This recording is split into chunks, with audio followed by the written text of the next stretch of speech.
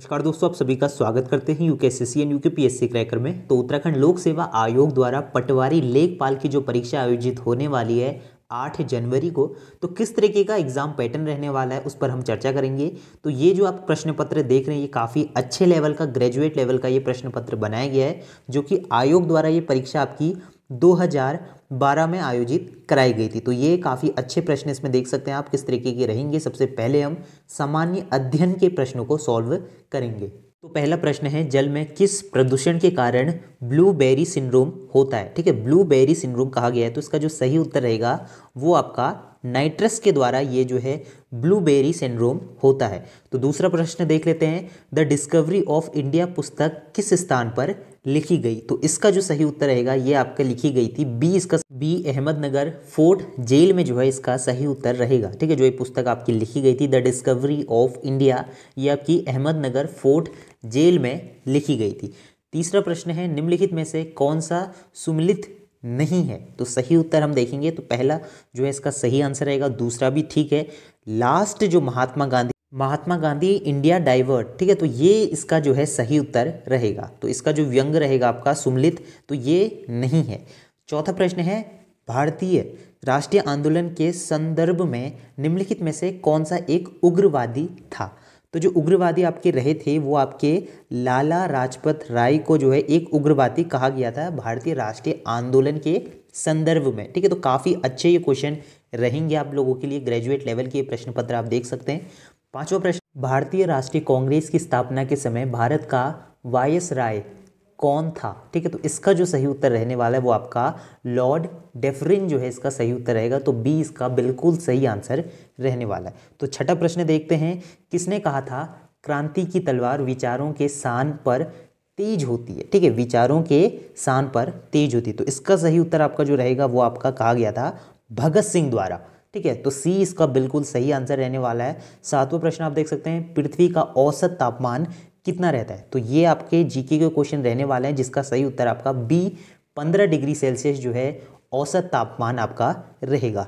आठवां प्रश्न देख सकते हैं, एक कार्बन क्रेडिट समतुल्य है। ठीक है, तो किसके समतुल्य ये रहने वाला, ये रहेगा आपका सी इसका जो है राइट आंसर रहेगा 1 टन कार्बन डाइऑक्साइड। ठीक है, 1 टन कार्बन डाइऑक्साइड। तो ये आपके जनरल जीके के क्वेश्चन रहने वाले हैं। नौवां प्रश्न आप देख सकते हैं, भारतीय इको मार्ग योजना का चिन्ह है। तो इको मार्ग योजना का जो आपका चिन्ह रहेगा वो आपका सी इसका बिल्कुल सही आंसर रहेगा, एक मिट्टी का घड़ा अथवा मटका। ठीक है, तो ये इसका जो है बिल्कुल सही आंसर रहेगा। तो ये आप देख सकते हैं, इंग्लिश में भी आप लोग इसके आंसर दे सकते हैं। तो आयोग द्वारा जो प्रश्न पत्र रहता है इंग्लिश व हिंदी दोनों में रहता है, तो आप लोग किसी में भी अपने अकॉर्डिंग एग्जाम में आंसर कर सकते हैं। तो 10वां प्रश्न हम देखेंगे, निम्नलिखित में से कौन सा पौधा बायोडीजल का स्रोत है। ठीक है, तो सोर्स की बात आ रही है, तो सोर्स आपका क्या रहने वाला है, तो आपका डी इसका जो है राइट आंसर रहने वाला है। इसका जो सही उत्तर रहेगा वो आपका डी रहने वाला है। तो जितने भी प्रश्न हैं हिंदी में अगर हम सॉल्व करें तो काफ़ी शुद्ध हिंदी है, तो वो थोड़ा सा टफ रह रहा है, इसलिए हम इंग्लिश में सॉल्व करेंगे, उसमें आपको हिंदी में भी बता देंगे कि क्या इसका जो है अर्थ रहने वाला है। तो 11वां प्रश्न आपका रहेगा, the fibre optics is based on the principle. जो आपका फाइबर ऑप्टिक्स है वो किस सिद्धांत पे काम करता है। तो ये प्रश्न पूछा गया है, तो इसका जो सही उत्तर रहेगा वो आपका टोटल इंटरनल रिफ्रैक्शन जो है आपका सही उत्तर रहेगा। ठीक है, तो सी इसका सही उत्तर रहने वाला है। 12वां प्रश्न है, deficiency of which vitamin cause night blindness. ठीक है, तो ये काफ़ी सिंपल क्वेश्चन रहने वाला है। तो इसका जो सही आंसर रहेगा वो आपका विटामिन ए। तो विटामिन ए की कमी से आपका नाइट ब्लाइंडनेस होती है। इसके बाद नेक्स्ट क्वेश्चन देखेंगे 13वां, which type of waves rays are used to know fractures in bone. ठीक है, तो ये तो सभी को पता है, जब फ्रैक्चर हो जाता है तो कौन सी रेज के द्वारा पता करते हैं कि फ्रैक्चर हुआ है। तो ये रहेगा आपका हार्ड रे। ठीक है, हार्ड एक्स रे जिसको हम कहेंगे। तो ये आपका बी इसका बिल्कुल सही आंसर रहने वाला है। 14, the chemical element which identifies the protein is. ठीक है, तो कौन सा केमिकल एलिमेंट है जो कि आइडेंटिफाई करता है कि इसमें आपका प्रोटीन मौजूद है या नहीं है। तो वो रहेगा आपका नाइट्रोजन। ठीक है, नाइट्रोजन के द्वारा जो है आप लोग प्रोटीन पता कर सकते हैं कि क्या इसमें प्रोटीन प्रेजेंट है या नहीं। तो 15वां प्रश्न आपका रहेगा, गैस्ट्रिक जूस इज। ठीक है, तो गैस्ट्रिक जूस आपका जो रहता है वो आपका एसिडिक नेचर का होगा। ठीक है, तो एसिडिक ए इसका बिल्कुल सही आंसर रहने वाला है। तो 16th क्वेश्चन है, how many pair of heart exist in earthworm. जो आपका केंचुआ होता है, जो अर्थवॉर्म जिसको हम कहते हैं, उसमें कितने हार्ट के चैम्बर्स होते हैं, मतलब कितने पेयर ऑफ हार्ट्स रहते हैं, मतलब हृदय कितने रहते हैं। तो इसका सही उत्तर आपका 4 रहेगा। ठीक है, तो डी इसका बिल्कुल सही आंसर रहेगा, 4 पेयर ऑफ चैम्बर्स। ठीक है, तो 4 हार्ट के चैम्बर्स इसमें रहते हैं।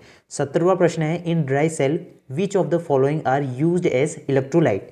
जो आपका ड्राई सेल है उसमें आपका जो इलेक्ट्रोलाइट यूज होता है, तो वो केमिकल का क्या क्या कंपोजिशन रहता है। तो इसका जो सही उत्तर है ammonium chloride plus zinc chloride. ठीक है, तो 2 चीज़ें का कंपोजिशन मिलने के बाद जो है आपका ड्राई सेल का फॉर्मेशन होता है। 18th क्वेश्चन है, विच of the following acid used in vinegar. तो ये काफ़ी बेसिक क्वेश्चन है, जनरल साइंस के ये क्वेश्चन इसमें आ रहे हैं।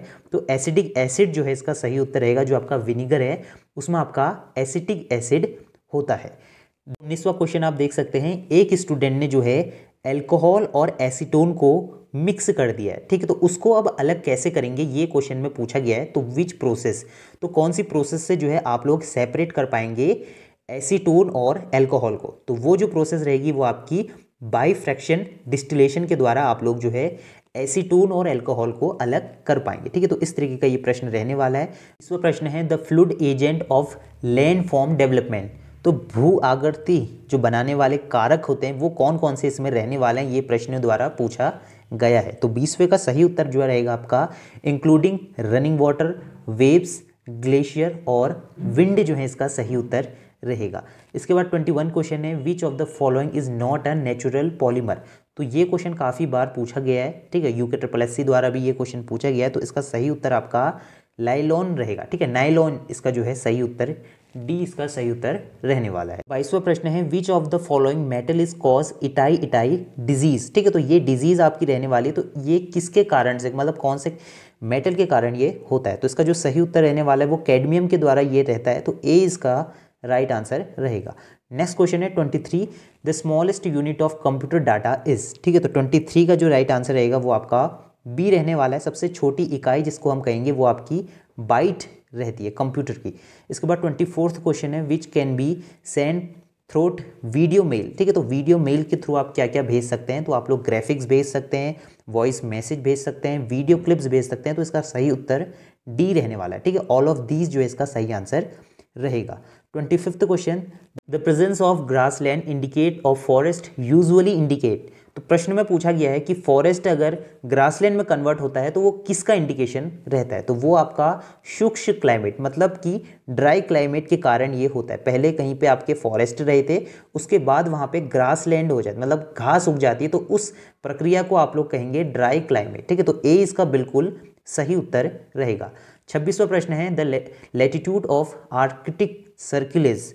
तो इसका जो सही उत्तर रहेगा वो सी रहेगा, 66 हाफ नॉर्थ जो है एल्टीट्यूड आपका रहता है आर्कटिक सर्किल का। ठीक है, नॉर्थ जो रहेगा सी इसका बिल्कुल राइट आंसर रहने वाला है। तो 27वां प्रश्न रहेगा, the immediate cause of most rain.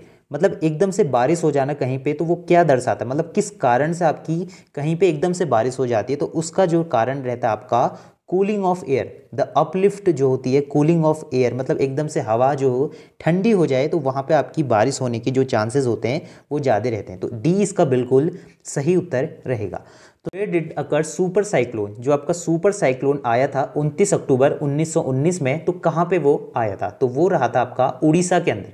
ठीक है, तो डी इसका बिल्कुल सही उत्तर रहने वाला है, सुपर साइक्लोन आपका उड़ीसा में आया था। The last southern point of India is. ठीक है, तो साउदर्न पॉइंट जो इंडिया का लास्ट रहेगा वो आपका इंदिरा पॉइंट रहेगा। तो सी इसका राइट आंसर रहने वाला है। 29वें का, सरदार सरोवर बांध से संबंधित पर्यावरण मुद्दे कार्यकर्ता द्वारा उठाए गए। जो आपका सरदार सरोवर डैम है वो किसके द्वारा, मतलब जो मुद्दे थे पर्यावरण मुद्दे किसके द्वारा उठाए गए थे। तो इसका जो सही आंसर रहेगा वो मेघा पाटेकर द्वारा ये मुद्दे उठाए गए थे सरदार सरोवर डैम से संबंधित। इसके बाद है 31वां क्वेश्चन, इपको आंदोलन। जो आपका इपको, एक तो चिपको आंदोलन था, लेकिन ये इपको आंदोलन रहेगा किस राज्य से प्रारंभ हुए थे। ठीक है, तो इसका जो सही आंसर रहेगा वो आपका कर्नाटक रहेगा। ठीक है, तो कर्नाटक आप लोग याद रखिए। एक चिपको आंदोलन वो अलग है, वो आपका उत्तराखंड में ही रहा था, लेकिन ये इपको, ठीक है, ए PPIKO, ठीक है, इफको आंदोलन ये रहने वाला है। इसके बाद नेक्स्ट क्वेश्चन देखेंगे, मौलिक 32वां प्रश्न है, मौलिक अधिकारों को निलंबित करने संबंध व्यवस्था भारतीय संविधान ने किस देश से संविधान से ली थी? ठीक है, तो ये जो आपकी मौलिक अधिकार की ली गई थी, ये आपका कनाडा के संविधान से ली थी। 33 आपका आंसर रहेगा, जो प्रश्न है आपका, संयुक्त राष्ट्र संघ का पृथ्वी सम्मेलन जो आपका रहा था पर्यावरण और विकास रियो द जेनेरो में किस वर्ष हुआ था? ठीक है, जेनेरो में हुआ था, तो ये आपका रहा गया था आपका 33वें का जो सही उत्तर रहेगा वो 1992 में जो है ये आयोजित कराया गया था पर्यावरण और विकास संदर्भ में। ठीक है, इसके बाद नेक्स्ट क्वेश्चन है 34th, दिल्ली में 21 मार्च जो वसंत विषुव के दिन सूर्य की रोशनी लगभग कितने घंटे तक रहती है? ठीक है, तो ये देखिए काफ़ी लॉजिकल ये क्वेश्चन पूछा गया है, तो ये अगर जिसने याद करा होगा उसी को पता होगा, तो 12 घंटे तक आपको 21 मार्च को रोशनी रहती है दिल्ली में। ठीक है, दिल्ली में ये पूछा गया तो दिल्ली में ही हम बताएंगे, तो 12 घंटे इसका सही उत्तर है, जिसमें कि दिन सूर्य की रोशनी लगभग 12 घंटे तक आपकी दिल्ली में रहती है। इसके बाद नेक्स्ट क्वेश्चन हम देखेंगे, आपका भारतीय राष्ट्रीय कांग्रेस की जो स्थापना है वो किस वर्ष हुई थी? तो ये काफ़ी बेसिक क्वेश्चन है, 1885 में ये इसकी स्थापना की गई थी। 36वां प्रश्न है, निम्नलिखित में से किस उच्च न्यायालय के क्षेत्राधिकार में अंडमान और निकोबार द्वीप आते हैं? ठीक है, तो किस अधिकार में जो है आपके क्षेत्र अधिकार में ये आते हैं? तो इसका जो सही उत्तर आपका रहने वाला है वो आपका ए रहेगा। ठीक है, कलकत्ता हाई कोर्ट के अंतर्गत ये जो आपका रहेगा अंडमान और निकोबार के द्वीप जो हैं आते हैं। इसके बाद है 37 प्रश्न है, संसद के दोनों सदनों की संयुक्त बैठक की अध्यक्षता कौन करता है? ठीक है, तो इसका जो सही उत्तर आपका रहने वाला है वो आएगा आपका लोकसभा का स्पीकर। ठीक है, तो दोनों सदनों की वो आपकी क्या कर सकता है? अध्यक्षता कर सकता है। 38 प्रश्न है, निम्न में से किस राज्य का अपना अलग संविधान है? ठीक, तो ये काफ़ी बेसिक क्वेश्चन है, तो ये आप लोगों को पता होना चाहिए। इसका जो सही उत्तर है वो आपका जम्मू और कश्मीर का जो है अपना संयुक्त, शायद से ये अब बदल चुका होगा, लेकिन ये प्रश्न आपका 2012 के अकॉर्डिंग है, तो ये शायद इसमें परिवर्तन हो चुका है। ठीक है, तो आप लोग इसको अच्छे से एक बार देख लेना। 39 क्वेश्चन है, मानव अधिकारों की सार्वभौमिक घोषणा को संयुक्त राष्ट्र संघ की महासभा के द्वारा कब अपनाया गया है? तो ये जो अपनाया गया है आपका सन जो आपका रहेगा वो 39 का सी रहने वाला है। 10 दिसंबर 1948 में जो है ये अपनाई गई थी आपका संयुक्त राष्ट्र द्वारा। ठीक है, महासभा द्वारा जो है आपका मानव अधिकारों का जो रहेगा घोषणा वो रहेगी। 40वां प्रश्न है, रूस का मैनचेस्टर है, तो रूस का जो मैनचेस्टर आपका रहने वाला है वो इवानोवो। ठीक है, इवानोवो जो है इसका सही उत्तर, ए इसका जो है रहने वाला है रूस का मैनचेस्टर। 41 क्वेश्चन है, कौन सा अंतर्राष्ट्रीय संगठन गैर सरकारी है? ठीक है, तो नॉन गवर्नमेंट जो आपका संस्थान है वो कौन सा रहने वाला है? तो इसका जो सही उत्तर रहेगा वो सभी। ठीक है, तो सभी जो है आपके नॉन गवर्नमेंट संस्थान रहेंगे। 42 प्रश्न है, हाल ही में श्री अरविंद केजरीवाल ने कौन सी राजनीतिक पार्टी शुरू की? अब देखिए ये जो प्रश्न पत्र आप देख रहे हैं ये 2012 का है, तो अब तो सभी लोगों को ये पता होगा कि क्या इसका सही उत्तर रहेगा। ठीक है, आम आदमी पार्टी इसका सही उत्तर रहेगा। अब देख लेते हैं नेक्स्ट क्वेश्चन, प्रसिद्ध टीवी सीरियल उल्टा पुल्टा और फ्लॉप शो किसके द्वारा बनाया गया? अब देखिए इस टाइप के क्वेश्चन भी उत्तराखंड लोक सेवा आयोग द्वारा पूछे गए हैं, तो आप लोग देख सकते हैं। तो ये आपका जसपाल भट्टी द्वारा ये बनाया गया था उल्टा पुल्टा और फ्लॉप शो। इसके बाद है भारतीय अर्थव्यवस्था है, तो ये देखिए ये प्रश्न अभी करंट में भी किसी प्रश्न पत्र में आया था, तो ये आपकी मिश्रित अर्थव्यवस्था है। ठीक है, तो आपकी जो इकोनॉमी रहेगी वो आपकी मिश्रित इकोनॉमी रहेगी। 45 प्रश्न है, भारतीय विकास परिषद का अध्यक्ष कौन है? तो अध्यक्ष जो आपके रहने वाले हैं वो आपके सी इसका सही उत्तर रहेगा, प्रधानमंत्री जो है आपके राष्ट्रीय विकास परिषद के अध्यक्ष रहेंगे। 46 है, भारत में राष्ट्रीय आय का सबसे बड़ा स्रोत कौन सा है? तो 46 का सही उत्तर जो आपका रहेगा वो आपका रहेगा ए। ठीक है, सेवा क्षेत्र जो है आपका भारत की राष्ट्रीय आय का सबसे बड़ा स्रोत है। ठीक है, सेवा। तो 47 का जो प्रश्न है, आर्थिक नियोजन की वह रचना में सम्मिलित तत्व है। ठीक है, तो वो आपकी जो है जो आपकी इकोनॉमिकल प्लानिंग जिसे हम कहेंगे। ठीक है, तो इसका मतलब होता है इकोनॉमिकल प्लानिंग। तो कौन कौन से तत्व आपके वो रहने वाले हैं? तो सभी तत्व आपके रहेंगे। औद्योगिक लाइसेंस की संपत्ति संबंध है। ठीक है, तो ये आपका उदारीकरण से रहने वाला है। इसके बाद नेक्स्ट क्वेश्चन देखेंगे, निम्नलिखित में से कौन सा मानव विकास सूचक का चर नहीं है। ठीक है, तो चर नहीं है, तो इसका सही उत्तर जो रहेगा वो स्वास्थ्य बीमा। ठीक है, अगर हम इंग्लिश में देखें तो इस प्रश्न को कैसे पूछा गया है वो हम देख लेते हैं। विच of the various factor is not including in human development index. तो इसका जो सही उत्तर रहेगा वो आपका हेल्थ इंश्योरेंस जो है आपका ह्यूमन डेवलपमेंट इंडेक्स में नहीं आता। तो 50वां प्रश्न आपका रहने वाला है कि भारत निर्माण में कौन सा कंपोनेंट नहीं आता। ठीक है, तो इसका जो सही आंसर है वो आपका बी रहने वाला है, एग्रो बेस्ड इंडस्ट्रीज। तो 50 क्वेश्चंस हमने कंप्लीट कर दिए हैं। नेक्स्ट सीरीज में हम आगे के क्वेश्चन करेंगे। तो चैनल में नए हैं तो चैनल को ज़रूर से सब्सक्राइब करें। मिलते हैं नेक्स्ट वीडियो में, तब तक के लिए बाय बाय, जय हिंद, जय भारत।